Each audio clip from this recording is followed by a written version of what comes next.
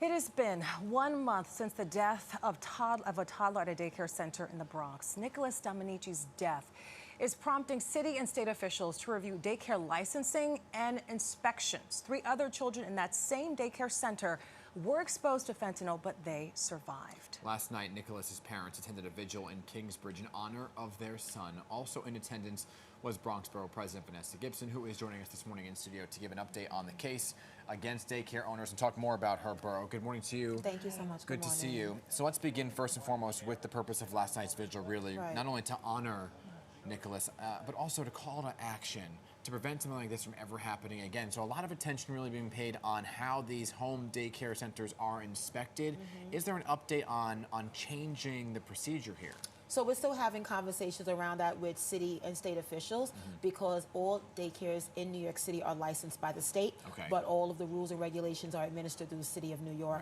And last night's vigil was so heartbreaking, so overwhelming and very emotional, and my heart continues to go out to Nicholas's parents, his siblings who've all been left behind. It was heartfelt.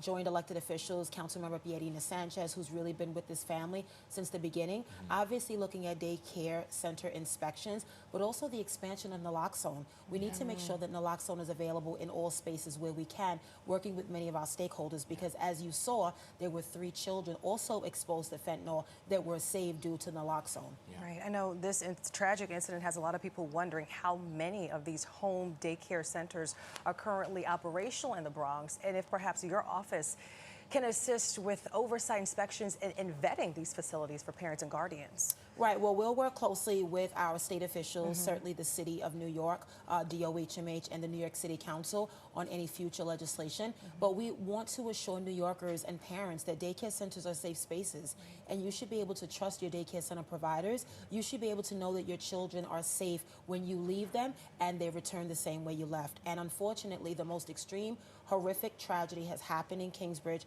to this family of a 1-year-old. And yes, I want to acknowledge that it is a painful loss, but I also want to find purpose and figure out what we can do to provide more improvements in the system, make sure that there are better inspections. But how do we tell daycare center inspectors to now look for trapdoors because individuals decided to run a drug mill inside of a daycare center? That's not normal, and that's not what's happening across this city. So obviously the most extreme case, but we want to be mindful of improving the system and making it more efficient. Maybe the most extreme case, but there was the largest fentanyl bust last week in the Belmont section of the Bronx, right? The largest in New York City, in a house. Yes, not a daycare center, to point out, but it was near a school. Yes, it was. And so when you look at the fentanyl crisis overall, there seems to be a lot of attention in the Bronx in the recent busts and findings. What's being done to stop the flow of fentanyl? And that is our concern. We have to work with our federal partners in stopping the flow of the iron pipeline of the accessibility of fentanyl. It's too easy to get it. And we know this opioid drug is deadly. It's deadly in adults and it's deadly in children. The availability, the accessibility of it is very troubling. And so we have to work with our law enforcement partners to make sure that we can stop these drug cartels. And we can also send a message. The 4 individuals charged in Nicholas's death are going to be held accountable. And we have to send a message that it's not acceptable to manufacture drugs anywhere in our city, not in your home, not in your daycare center. It's not acceptable, and we want to send a message. So we are having conversations with our District Attorney, Darcel Clark, and other law enforcement on what we can do to stop the flow, but we also have to make sure that we are doing more around education, drug treatment programs for those that live with addictions and substance abuse, because we do want to prevent overdose deaths in any way possible. Right. We know the community is trying to do what they can to literally try to take back their streets. Just yesterday, they held the Walk for Peace. I know you were there. Raising awareness about gun violence, domestic violence. What do the numbers show in the Bronx right now? So from 2021 to 2022, we had a 59% increase in domestic violence incidents across the Bronx. And we are laser focused on certain precincts and neighborhoods that have seen the highest increase, and going into those areas, talking to the credible messengers and trusted partners about what some of the trends are.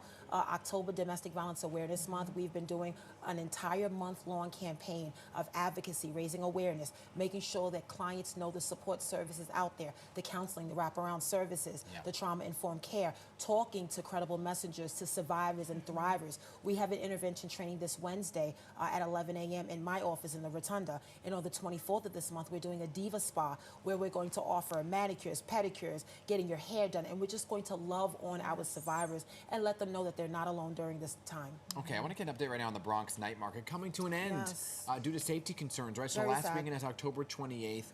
What was going on there, and any chance that it could become a thing again, because it's so vital for so many?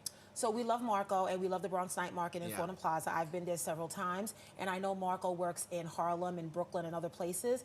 We will get the Bronx Night Market back, most likely not in that location, and we are talking to him about other possibilities and certainly sponsorships. We have to make it attractive for the Bronx Night Market, for vendors to be able to sell their products and just really showcase the beauty and the greatness of the Bronx. And I'm sad to hear that so many challenges were faced at the Fordham Plaza location with the city when it comes to quality of life, when it comes to safety issues. We don't want anyone to feel unsafe in our borough, and that is a challenge we continue to face.